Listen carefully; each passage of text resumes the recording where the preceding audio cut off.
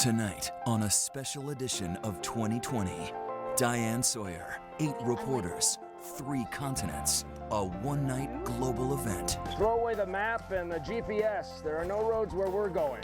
In this holiday season of love and family, we go in search of great ideas, simple ways we can all save lives. This is what I live for. Meet the college students who create an incubator that runs on wax, and it really works. The first time I saw a baby put in this, I just had chills down my spine. What about the New York party guy who gave up the nightlife for a new life, praying to find clean water? 80% of the sick people in the world would be well.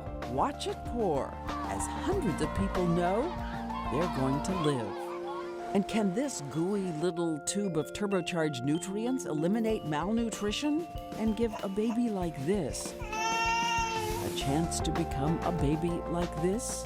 And no one can say he's beautiful until you know what he does every day in his race against time. Tonight, we're asking schools and churches, your families, and those in your neighborhood to celebrate the simple, joyful ways we can bring miracles. We're all waving at you from the United States of America. Be the change, save a life. Here now, Diane Sawyer with Dr. Richard Besser.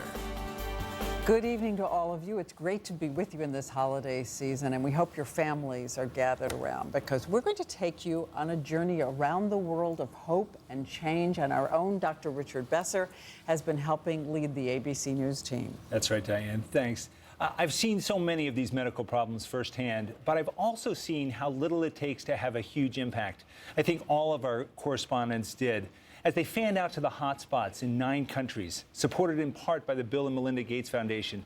We saw some amazing new interventions for some of the world's oldest problems and its newest members, babies. So that's where we're going to start with Elizabeth Vargas in India. And I love this so much. It's a college assignment right here in the United States that turned into a gift of life for thousands of babies. This story begins 3 years ago when graduate students at Stanford University were assigned a class challenge: design an incubator that could save premature newborn babies in India, one that would cost less than $200 and help to solve the crisis of infant mortality in the developing world. More babies die here in India than in any other country in the world. In fact, nearly 2 million children under the age of 5 die in this country every year. Most of them live in poor neighborhoods like this one outside the city of Hyderabad. Most of the babies who die here don't even make it 1 month. One of the biggest problems they face is simply staying warm, because these babies are so tiny, they don't have enough fat to regulate their own body temperature. 4 million of these babies die every year. The ones who do not die grow up with severe long-term health problems, because so much of their bodily functions are going towards staying warm that their organs don't develop normally. Jane and her team traveled to India to see for themselves why the babies were dying.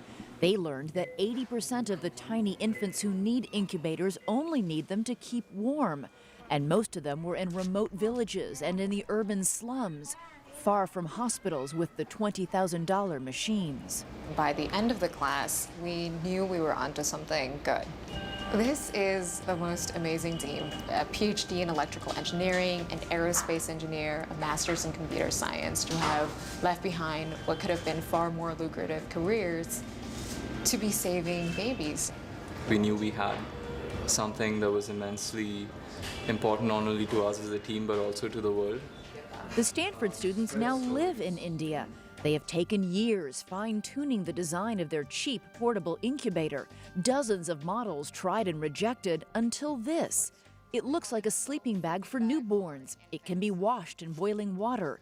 The inside is seamless so bacteria can't collect. Hello there. This is a 2-day-old baby. Oh my goodness. And the baby inside is kept warm by a plastic sheet containing paraffin wax. And it's wax and water. It actually probably feels a little bit like the womb, right? It does. In fact, all the babies we've put into this have fallen asleep immediately.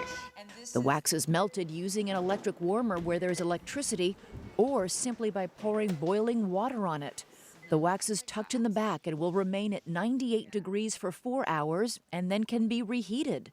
All this for less than $200. Hi, Munchkin. Hi there.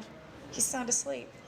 The culmination of 2 years of work, of hard work, of constant prototypes, and finally we have a product that is actually helping, a newborn child, and it's unbelievable. After 2 years on the drawing board, Jane and her team were finally ready to try their portable baby warmer on someone who needed it. Nisha, a 5-pound baby girl who was struggling to keep herself warm in a village in Bangalore. The first time I saw a baby put in this, I just had chills down my spine. Baby Nisha survived. She just turned 5 months old. Doctors at the Cradle Hospital in Bangalore have just finished the first round of tests on the Embrace baby warmer. A second and final set of trials are about to begin. We're going to meet the highest quality standards. We're not bringing a second-rate product to developing countries. What's been the reaction within the medical community to this device? It's been incredible. And doctors are literally lining up to place orders for the product. Clinics without incubators will use the baby warmers to move critically ill babies to city hospitals. Mothers in rural villages will use them to keep their underweight newborns warm and alive. So how many babies' lives do you think you can save with this? Over the next 5 years, we hope to save and help over 1 million babies. And most of them will be from villages like this one, where Jane and the Embrace team have refined their baby warmer with the help of the mothers who will eventually use it. Because in these villages, it's an everyday fact, right? That babies die. In fact, in many villages, you don't even name your baby for the first month of life. Sudatha has lost all 3 of her newborn children. All were low birth weight babies. All died because they were too small to keep themselves warm. The vision for me is that babies no longer die from being cold, that every rural clinic and every rural healthcare worker is equipped with the Embrace device. Sudatha was shown the newest Embrace baby warmer, and soon other women from the village joined in. They too had lost children, they said. And within minutes, they were teaching each other how the baby warmer is used. If I had this, Sudatha said, I could have saved my babies. I could have had children. In March, the mass production of Embrace baby warmers will begin. India will be served first, and then the world. There is a huge, huge global need for this. From Uganda, from Haiti, from Poland, asking, when can we purchase these? And hearing that just made me realize how close we are to fulfilling our mission, right? To giving mothers a chance to save their children. And that's what drives me. So you're going to change the world starting right here in India. I hope so.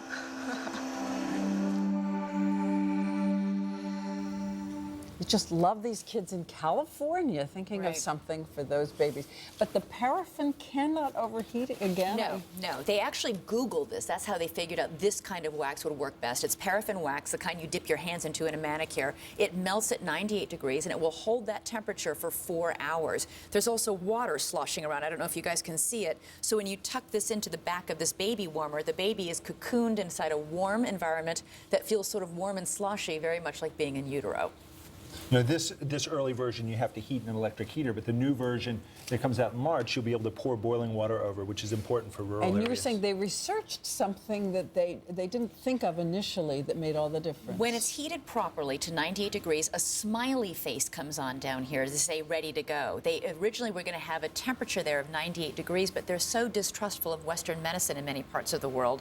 Women were afraid to go to 98 degrees and then they would burn their babies. So the smiley face now is the indicator that all set, ready to go, temperature good. Well, again, these intuitive things that can change the life of a baby. If you want to help keep a baby warm, you can go to our website at abcnews.com or saveone.net and find out how as little as $20 can go toward giving the embrace of life to a child someplace across the seas. We'll be back.